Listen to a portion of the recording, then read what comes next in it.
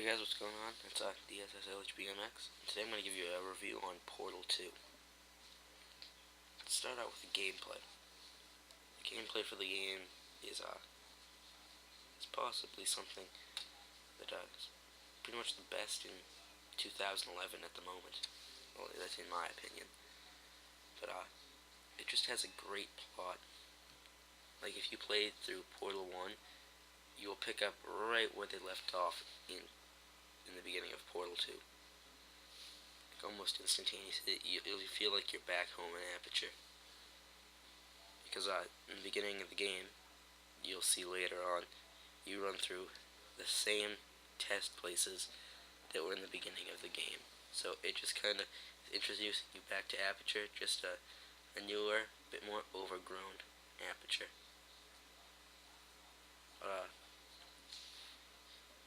The game has the plot of, if anyone's seen Inception and liked it, it's better than Inception. But it's not as hard to follow. It's really simple to follow, actually, because there's only one thing going on, and that is revenge. But I won't tell you who you're taking revenge against.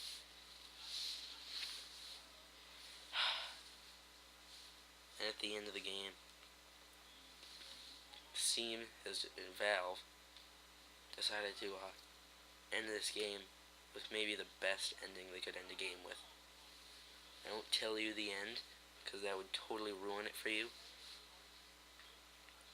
and probably make you not want to buy the game, because I would probably just sum it up for you. But the end is just possibly the most amazing thing ever. And there's really not that many characters in the game.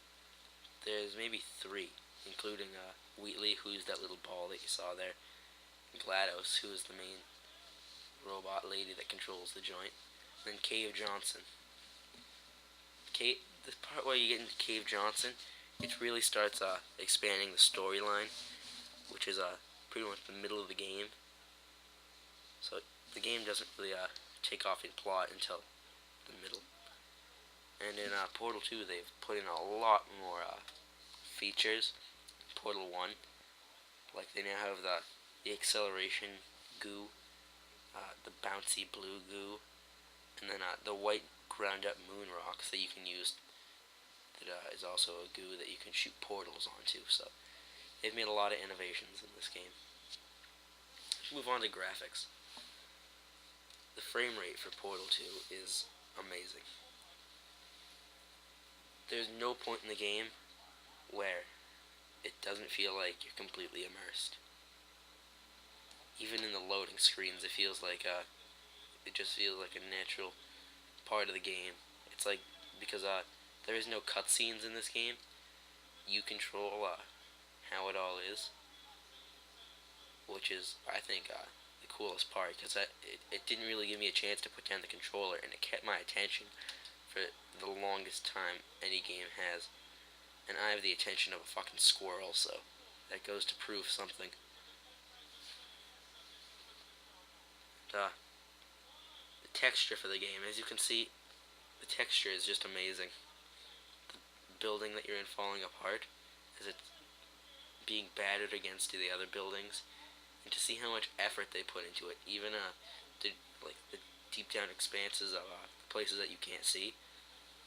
If you drop down there, it just slowly fades. And like the metal, you can see the rust on, and even your character that you don't really see that much of, you barely see her. You actually have to try to see her, and she is just a completely detailed character, as if it would be someone that you would see regularly. They put a lot of effort into the graphics for this game. And let's move on to controls. The controls, as soon as you pick up Portal 2, you'll probably immediately figure it out. Even if you haven't played a game before, it'll take you around 10 minutes to figure out if you haven't touched games before. But if you've played games like Call of Duty, which I'm assuming most of you have, this will seem far easier to navigate than Call of Duty. Though when you're shooting portals, it does take a little bit of skill to aim where they're going to be, and how you get trick shots in to get you into the right place.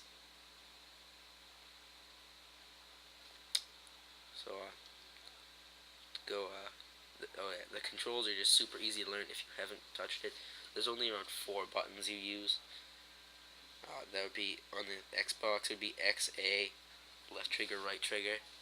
And on the PlayStation, it would be L1, L2, R2, and X and square. Move to the replay value of this game. The replay value is extremely high. I'd give it a 9.5 for that. Because after around your third playthrough of the game, it does seem to get a little boring. Though you can still play through it and feel like you're playing through the game. It's just not as exciting as the first time you play through it. Like, I've played through the game around 6 times, and really around like third or fourth time, it started getting boring to me. And that was just before I even touched multiplayer. So, in multiplayer, it's around the same time that it took me to complete that game, that portion of the game, as it did complete single player, which, for me, I speed ran the game, and it took me around 8 hours. Like, this game is expansive. Each chapter, and there's like 9 chapters including the credits, is a good hour. Like, the first time you play it through, you'll be so stumped on some of them that it'll take you a good 20 minutes to figure out just what you gotta do. And what you're seeing me doing here with the portals isn't what the game is like if you haven't played Portal before. With Portal, you're just pretty much using a portal gun, so it's not like this if you've seen it. I'll show you the portal gun later on when you pick it up.